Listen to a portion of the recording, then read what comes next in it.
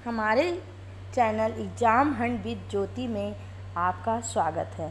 हमारे चैनल में डेली आपको कॉम्पिटिटिव एग्ज़ाम की तैयारी के शानदार वीडियो और नोट्स मिलेंगे। अगर आपको हमारे वीडियो और नोट्स पसंद आते हैं तो लाइक करिए, सब्सक्राइब करिए, शेयर करिए। जैसा कि हम आजकल UP TET, C TET, super TET और जो है रीट आदि के लिए जो हमें आज प्रैक्टिस सेट लेके आए हैं शिक्षक पात्रता परीक्षा का जो प्राथमिक स्तर का हमने ऑलरेडी एक सीरीज़ जो है करा दी है। आज हम सीरीज़ नंबर 2 लेके आए हैं, बाल विकास एवं शिक्षण विधियाँ।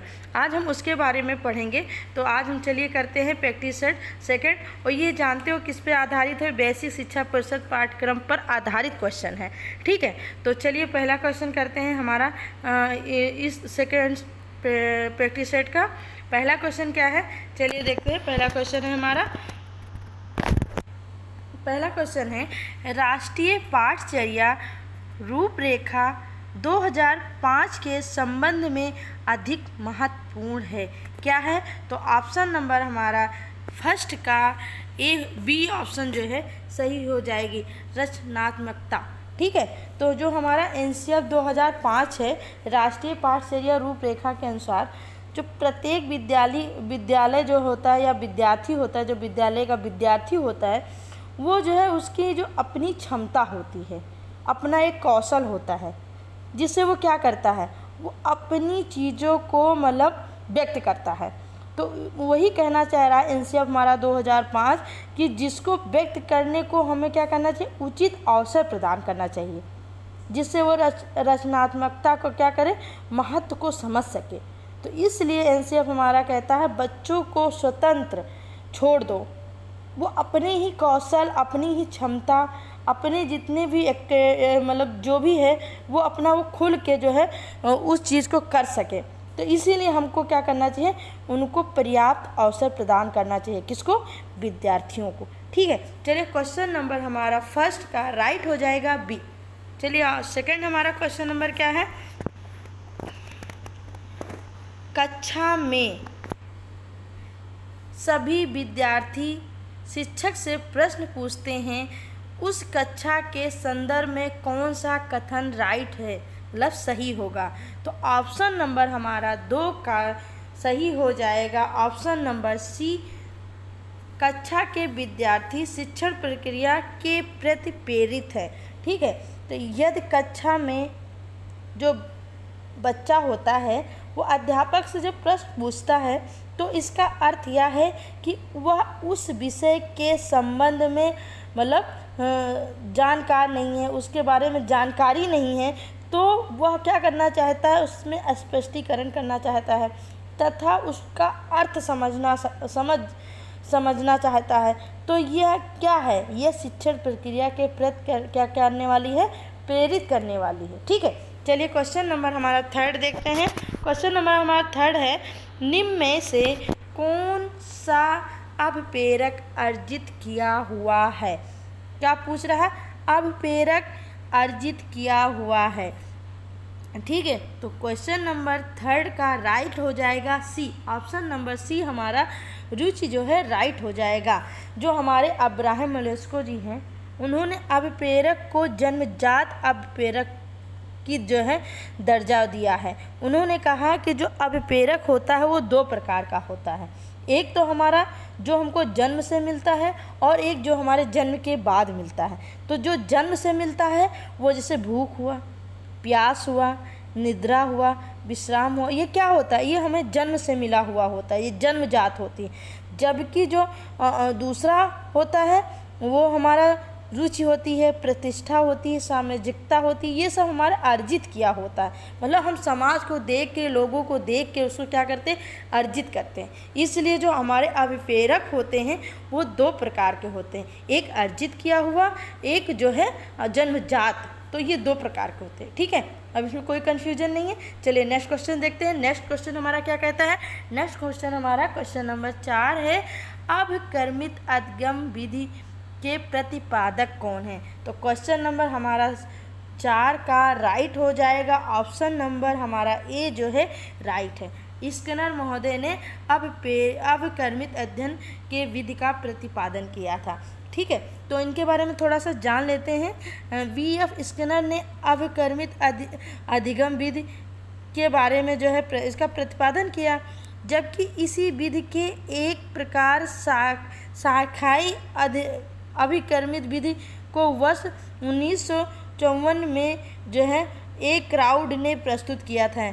एनम क्राउड ने इसको क्या किया था, प्रस्तुत किया था। ठीक है, चलिए इसके बारे में थोड़ा सा बताएंगे आपको, एक नेक्स्ट वीडियो में बनाएंगे कि जो अविक्रमिक ये कई प्रकार के हैं, इसके बारे में थोड़ा सा हम आपको बताएंगे। चलिए क्वेश्चन नंबर हमारा 5 क्या कहता है। क्वेश्चन नंबर हमारा 5 कहता है बहुबुद्धि सिद्धांत के प्रतिपादक कौन है। बहुबुद्धि सिद्धांत के प्रतिपादक कौन है, तो क्वेश्चन नंबर 5 का राइट हो जाएगा ऑप्शन नंबर ए, गार्डनर। ठीक है, चलिए थोड़ा सा इनके बारे में जान लेते हैं, ये हैं कौन। बहुबुद्धि सिद्धांत का प्रतिपादन गार्डनर ने किया था, जिसके अनुसार बुद्धि कोई एक तत्व नहीं है, बल्कि कई विभिन्न प्रकार की बुद्धियों का अस्तित्व है। उन्होंने क्या बताया, कह रहा बुद्धि, जो बहुबुद्धि सिद्धांत के जो प्रतिपादक गार्डनर महोदय बता रहे हैं, बुद्धि कोई एक तत्व नहीं है, कोई एलिमेंट नहीं है, बल्कि यह भिन्न प्रकार के बुद्धियों का अस्तित्व है। ठीक है, चलिए क्वेश्चन नंबर हमारा 6 क्या है, इसके बारे में थोड़ा सा जान लेते हैं। क्वेश्चन नंबर हमारा 6 है, क्वेश्चन नंबर हमारा 6 है, चलिए जानते हैं। समीपस्थ विकास क्षेत्र के अंतर्गत निम्न में से सर्वाधिक प्रयुक्त कथन है। हमको सर्वाधिक प्रयुक्त कथन को बताना है, तो इसके बारे में हम जान लेते हैं। ठीक है, तो क्वेश्चन नंबर हमारा 6 का राइट हो जाएगा ऑप्शन नंबर सी, जो है राइट हो जाएगा। बच्चे के द्वारा स्वतंत्र रूप से किए जाने वाले तथा सहायता के साथ करने वाले कार्य के बीच में क्या है, अंतर से संबंधित है। चलिए थोड़ा सा इनके बारे में जान लेते हैं, ये क्या है समीपस्थ। तो जो बाह्य गोष्ठी, एक और क्वेश्चन यहाँ नोट कर लीजिएगा, समीपस्थ के जो वो हैं, किसने बताया है समीपस्थ के बारे में, तो बाह्य गोष्ठी महोदय ने इसके बारे में बताया, बाह्य गोष्ठी के अनुसार है मतलब। ठीक है, तो चलो उनके बारे में थोड़ा सा हम जान लेते हैं क्या है। तो बाह्य गोष्ठी महोदय के अनुसार समीपस्थ विकास क्षेत्र का महत्व इसलिए है क्योंकि यह जानने में मदद करता है कि बच्चे अपने स्तर से क्या करते हैं, क्या कर सकते हैं, तथा शिक्षक या माता पिता बालक के संज्ञानात्मक विकास को उसी जैविक परिपक्वता के सीमा क्षेत्र तक बढ़ा सकते हैं। तो बाह्य गोष्ठी महोदय यही कहना चाहते हैं कि जो बाह्य गोष्ठी महोदय यह कहना चाहते हैं, जो समीपस्थ विकास का जो क्षेत्र होता है एक महत्वपूर्ण इसलिए है क्योंकि यह जानने में मदद करता है कि जो बच्चे अपने स्तर से क्या कर सकते हैं, कि मान लो मेरा बच्चा है वो अपने स्तर से क्या कर सकता है, तथा शिक्षक या माता पिता बालक के संज्ञानात्मक विकास में जैविक परिपक्वता के सीमा क्षेत्र तक बढ़ सकते हैं। ठीक है, जब हमें पता होगा बच्चा हमारा क्या क्या कर सकता है, तो उसी के अनुसार हम उसको आगे बढ़ाने में या हमारी शिक्षक जो उसको सपोर्ट करेंगे कि नहीं आप ये ऐसा कर सकते हो, तो ये सब चीज़ें हैं। ठीक है, तो क्वेश्चन नंबर हमारा 7 है। चलिए हमारा क्वेश्चन नंबर 7 क्या कहता है। क्वेश्चन नंबर हमारा 7 है, एक बहुसंस्कृति कक्षा में शिक्षक को शिक्षार्थी के किस क्षेत्र को सम्मिलित करना चाहिए। एक बहुसंस्कृत कक्षा में शिक्षक को शिक्षार्थी के किस क्षेत्र को सम्मिलित करना चाहिए। तो क्वेश्चन नंबर हमारा 7 का राइट हो जाएगा सी ऑप्शन, सामाजिक क्षेत्र भी होना चाहिए और सांस्कृतिक क्षेत्र होना चाहिए। क्यों, चलिए इसके बारे में थोड़ा सा जान लो कि जो एक शिक्षक होता है वो अपनी बहुसंस्कृति कक्षा में अपने विद्यार्थी की जो सामाजिक संस्कृति के क्षेत्र में क्या करता है, सम्मिलित करता है। ठीक है, चलिए क्वेश्चन नंबर हमारा 8 क्या कहता है, समावेशी शिक्षा संबंधित है। तो हमको बताना है समावेशी शिक्षा के बारे में कि वह किससे संबंधित है। तो क्वेश्चन नंबर 8 का राइट हो जाएगा ए ऑप्शन, विभिन्नता के समावेशन से। ठीक है, क्यों, थोड़ा सा इसके बारे में हम थोड़ा सा जान लेते हैं। जो समावेशी शिक्षा एक समान तथा विशिष्ट दोनों प्रकार की क्षमता वाले बालकों को एक साथ शिक्षा प्रदान करने के लिए संबंधित होता है। ठीक है, समावेशी मतलब वो किसी वर्ग, जात या कैसे भी हो और उसको मतलब सभी के साथ बैठा कर शिक्षा देना, मतलब शिक्षा प्रदान करना, तो उसी को हम क्या कहते हैं, उसी को हम कहते हैं समावेशी शिक्षा। ठीक है, अतः समावेशी शिक्षा का संबंध विभिन्नता के समावेशन से होता है। ठीक है, तो किससे होता है, समावेशन से होता है। तो क्वेश्चन नंबर 8 का हमारा राइट हो जाएगा ए, विभिन्नता के समावेशन से। क्वेश्चन नंबर हमारा 9 है। क्वेश्चन नंबर 9 है, चलिए देखते हैं क्वेश्चन नंबर 9 हमारा क्या है। मध्य बाह्य विकास के सिद्धांत का संबंध किससे है, इसके बारे में बताना है। तो क्वेश्चन नंबर हमारा 9 का ऑप्शन नंबर सी सही हो जाएगा, केंद्रीय भाग से अंगों को की ओर विकास करना। ठीक है, तो चलिए हम देखते हैं क्वेश्चन नंबर 9 का जो हमारा सी ऑप्शन सही है, इसके बारे में थोड़ा सा जान लेते हैं क्या है। जो शरीर का जो केंद्रीय भाग से जो परिधियों या अंगों को जो है परिधियों भी बोलते हैं। ठीक है, कि और विकास एक मध्य विकास के सिद्धांत को दर्शाता है। ठीक है, चलिए क्वेश्चन नंबर हमारा 10 है। क्वेश्चन नंबर हमारा 10 क्या कहता है, चलिए उसके बारे में थोड़ा सा जान लेते हैं। बहुबुद्धि लब्धि या बुद्धि लब्धि की अवधारणा किसने दी थी। ठीक है, इससे एक क्वेश्चन तो हर कंपटीशन में बनना ही बनना है, इसको आप यहाँ जाके क्लियर कर लीजिए। ठीक है, तो क्वेश्चन नंबर हमारा 10 है। 10 का राइट हो जाएगा कौन सा, 10 का राइट हो जाएगा ऑप्शन नंबर डी जो है राइट होगा, स्टर्न महोदय ने किया था। जो बुद्धि लब्धि की जो अवधारणा है, ये एक जर्मन वैज्ञानिक विलियम स्टर्न द्वारा दी गई थी। ठीक है, स्टर्न द्वारा, कहाँ के हैं ये जो है जर्मनी के हैं। ठीक है, ये जर्मनी के हैं। क्वेश्चन नंबर 11 हमारा क्या है, सृजनात्मकता संबंधित है। तो क्वेश्चन नंबर 11 का सही हो जाएगा ऑप्शन नंबर हमारा सही होगा सी, विविध सोच से। ठीक है, तो जो विविध सोच है, सृजनात्मकता को विविध सोच की अवधारणा भी माना जाता है। ठीक है, क्वेश्चन नंबर हमारा 12 है, दिव्यांग जन अधिकार अधिनियम लागू हुआ, कब हुआ था, इसके डेट को हमको बताना है। तो ये 2016 में जो है लागू हुआ था। तो ऑप्शन नंबर हमारा सी जो है राइट हो जाएगा। क्वेश्चन नंबर 13 है, लैंगिकता एक सामाजिक अवतरण है, निम्न में से कौन सा कथन इस कथन की पुष्टि करता है। तो ऑप्शन नंबर 13 का हमारा राइट हो जाएगा, ऑप्शन नंबर 13 का हमारा ऑप्शन नंबर सही होगा डी ऑप्शन सही हो जाएगा। पुरुष तथा स्त्री की भूमिका का निर्धारण समाज करता है। क्यों, चला इसके बारे में क्यों जान लेते हैं। जो पुरुष तथा स्त्री की जो भूमिका का निर्धारण वो हमारा समाज करता है। इस कथन से स्पष्ट होता है कि लैंगिकता एक सामाजिक अवतरण है। मतलब जो हमारा समाज कहेगा कि जो लड़कियां होती हैं वो सिर्फ घर का काम कर सकती हैं, लड़के जो बाहर का काम सकते हैं। मतलब यही एक सोच जो है, ये लैंगिक अवधारणा की जो है की और जो है हमको जो है सोचने के लिए अवतरण को इसलिए सामाजिक अवतरण बताया गया है। ठीक है, क्वेश्चन नंबर हमारा 14 है, जो के अनुसार संज्ञान और भाव से संबंध होता है, थोड़ा इसके बारे में बताना। तो क्वेश्चन नंबर 14 का राइट हो जाएगा ए, ये ऑप्शन हमारा राइट हो जाएगा, परंपरा स्वतंत्रता। ठीक है, तो ऑप्शन नंबर हमारा 14 का राइट हो जाएगा ऑप्शन नंबर ए। तो इसके बारे में थोड़ा जान लेते हैं 14 का। जो यह मानना है कि संज्ञान और मन एक क्या होते हैं, ये स्वतंत्र होते हैं, ये किसी के बस में नहीं होते हैं। तो क्वेश्चन नंबर हमारा 15 है। चलिए क्वेश्चन नंबर 15 देखते हैं। समस्या समाधान और अवलोकनात्मकता चिंतन पर आधारित शिक्षा है, इसके बारे में थोड़ा सा बताना है। तो क्वेश्चन नंबर 15 का ऑप्शन नंबर ए जो है हमारा राइट हो जाएगा, प्रगतिशील शिक्षा।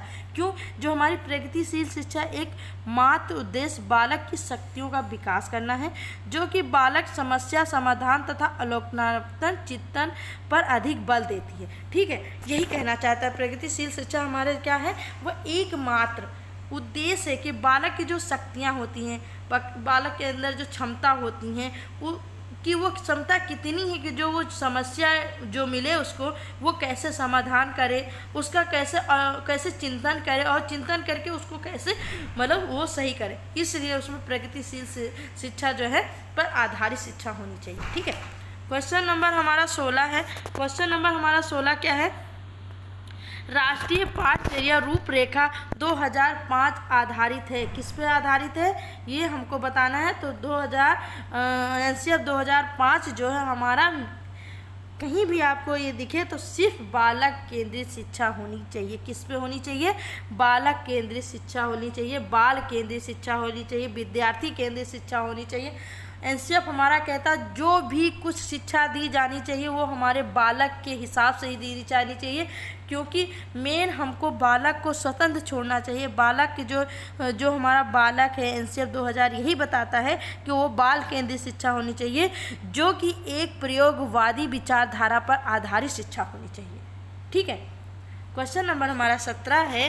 क्वेश्चन नंबर हमारा 17 है, मानसिक संरचना जो चिंतन के निर्माण प्रखंड है पर आधारित सिद्धांत किस मनोवैज्ञानिक ने दिया? मानसिक जो संरचना है, जो चिंतन के निर्माण का प्रखंड है, वो किस सिद्धांत और किस मनोवैज्ञानिक ने दिया है, हमको ये बताना है। तो क्वेश्चन नंबर हमारा 17 का राइट हो जाएगा ऑप्शन नंबर ए, जीन पियाजे। 17 का ऑप्शन नंबर ए, जीन पियाजे। जीन पियाजे महोदय क्या कहते हैं, जो हमारी जो मानसिक संरचनाएं हैं, जो चिंतन के निर्माण को प्रखंड है, वो आधारित सिद्धांत सिर्फ जीन पियाजे महोदय ने दिया था। उन्होंने ये भी कहा कि जो ये शब्द जो दिया इन्हीं ने दिया था। स्कीमा शब्द किसने दिया था? वो जीन पियाजे महोदय ने ही दिया था। स्कीमा शब्द जो है, जो किसने दिया था? जीन महोदय ने ही दिया था, जीन महोदय ने दिया था। ठीक है। क्वेश्चन नंबर हमारा 18 है, वाइगोस्टी महोदय। तो ये जितने जीन पियाजे, वाइगोस्टी, कोहलर, इनके बारे में आप जितना हो सके जितना डीप नॉलेज ले लो, इसी से क्वेश्चन आना ही आना है। 30 नंबर में तीनों चारों जितने वैज्ञानिक हैं इनसे क्वेश्चन पूछा ही जाएगा। ठीक है। तो क्वेश्चन नंबर हमारा 18 क्या है? चलो, इसके वाइगोस्टी के अनुसार बच्चे अपने कार्य को दिशा देने के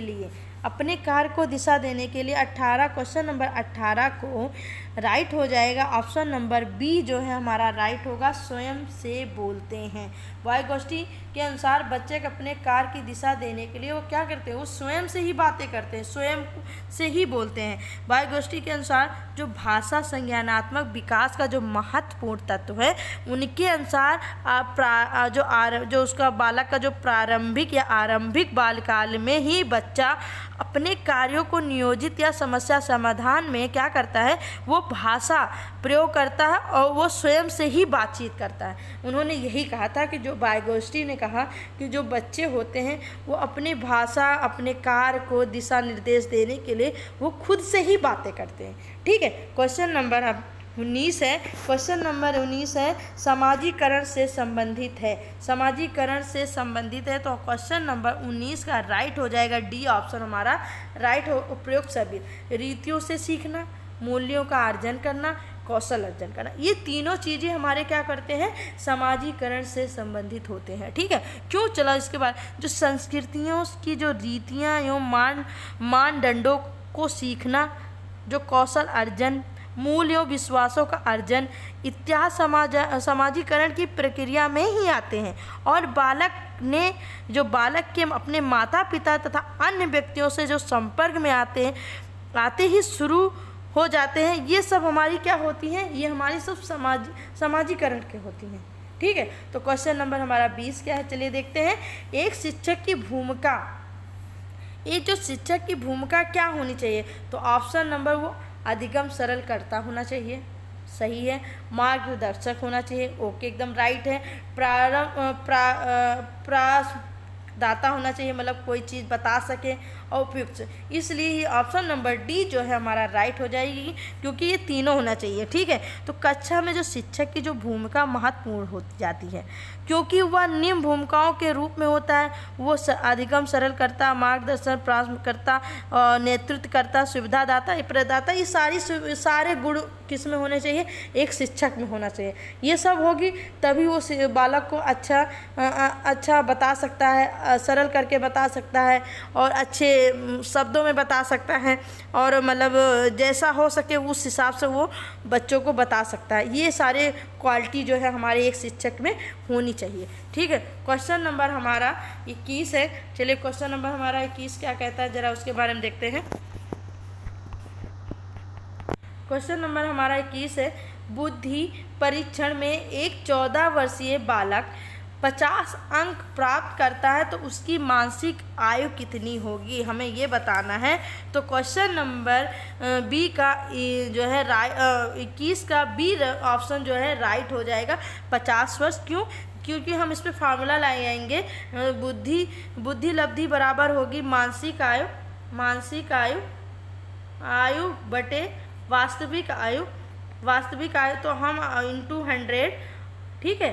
और जब हमने उसकी जो मानसिक आयु कितनी दी गई है, 50 वर्ष दी गई है, ठीक है।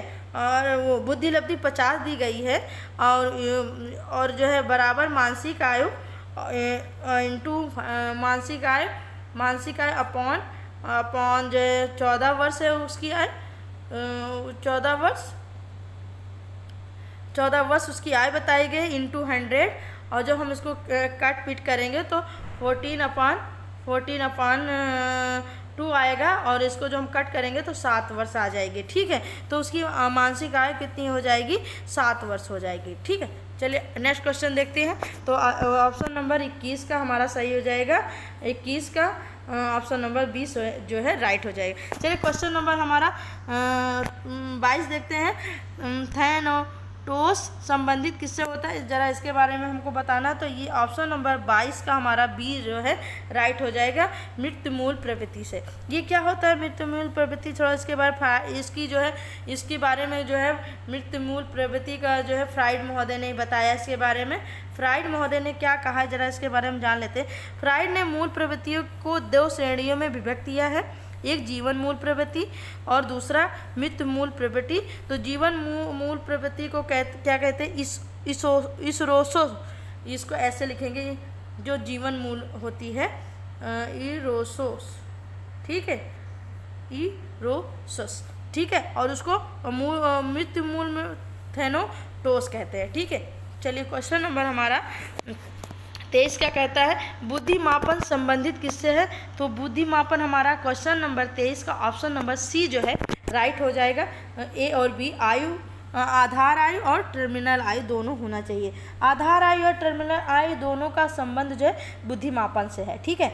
जिस उच्चतर वायु स्तर के सभी प्रश्नों को बालक सही से हल कर लेता है, उस बालक की आधार आयु तथा जिस आयु स्तर का कोई भी प्रश्न बालक हल नहीं कर पाता है, उस बालक को टर्मिनल आयु कहा जाता है। ये आपको डिफरेंट पता होना चाहिए।